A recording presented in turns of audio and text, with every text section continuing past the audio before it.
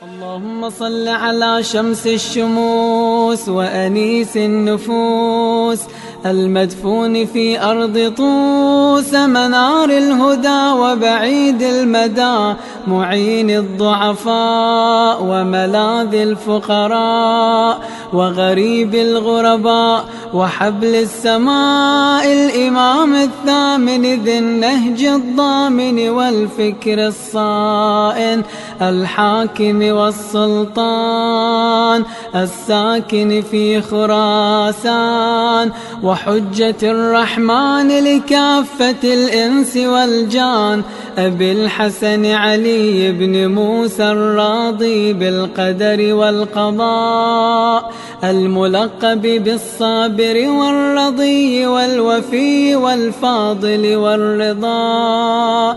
وروي عن النبي محمد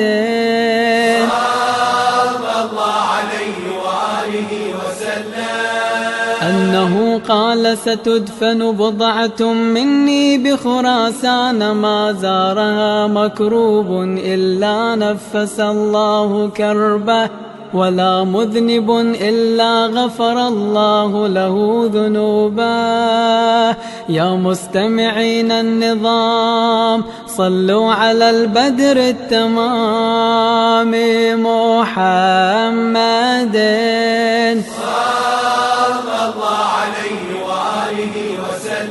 اللهم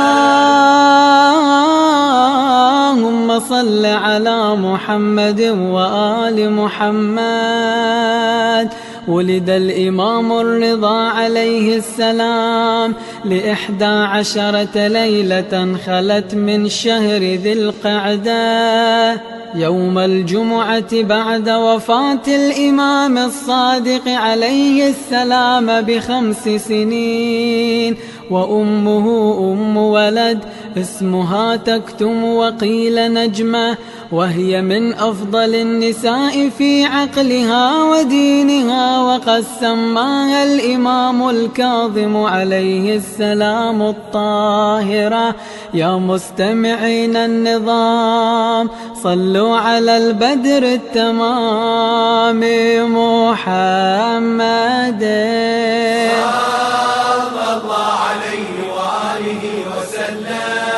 اللهم صل على محمد وآل محمد.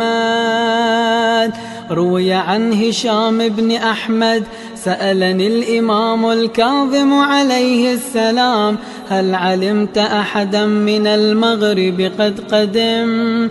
قلت لا. قال بلى قدم رجل فانطلق بنا نركب إليه. وركبت معه حتى انتهينا إلى الرجل فإذا رجل من أهل المغرب معه رقيق فقال عليه السلام أعرض علينا. فعرض علينا 9 جوار كل ذلك يقول الإمام الكاظم عليه السلام لا حاجة لي فيها. ثم قال له أعرض علينا. قال ما عندي شيء. قال عليه السلام بلى أعرض علينا. قال لا والله ما عندي إلا جارية مريضة. فقال عليه السلام ما عليك أن تعرضها علي. فأبى عليه ثم انصرف. يقول هشام بن أحمد ثم أرسلني الإمام الكاظم عليه السلام من الغد فقال لي قل له كم غايتك فيها واشتريتها منه بالقدر الذي يريده. ثم قال لي من الرجل الذي كان معك بالأمس؟ قلت رجل من بني هاشم. فقال من أي بني هاشم؟ فقلت ما عندي أكثر من هذا. فقال أخبرك عن هذه الوصيفة أني اشتريتها من أقصى بلاد المغرب فلقيتني امرأة من أهل الكتاب فقالت ما هذه الوصيفة عندك؟ قلت اشتريتها لنفسي. قالت ما ينبغي أن تكون هذه عندك، ينبغي أن تكون عند خير أهل الأرض. يا مستمعين النظام صلوا على البدر التمام محمد صلى الله عليه وآله وسلم.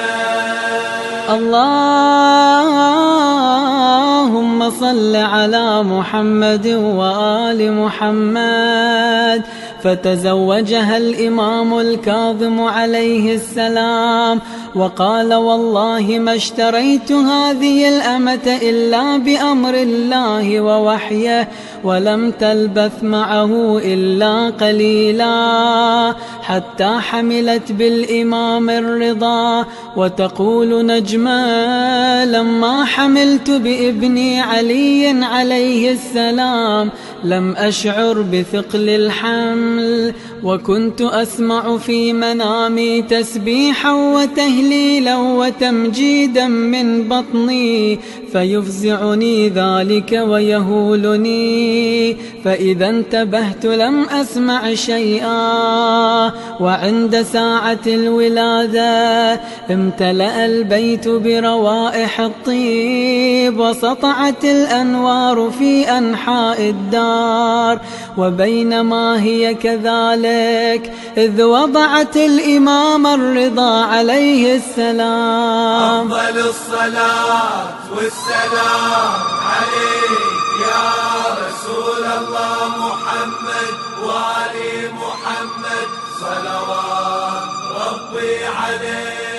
علي بن أبي طالب صلوات. تقول أم الإمام الرضا عليه السلام لما وضعته وقع على الأرض واضعا يده على الأرض رافعا رأسه إلى السماء يحرك شفتيه كأنه يتكلم.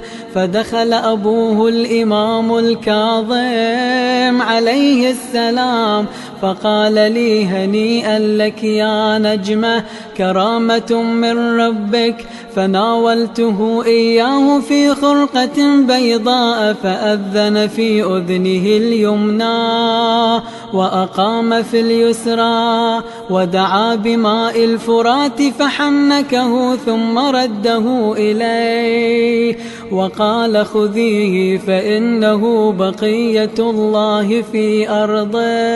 أفضل الصلاة والسلام عليك يا رسول الله محمد وآل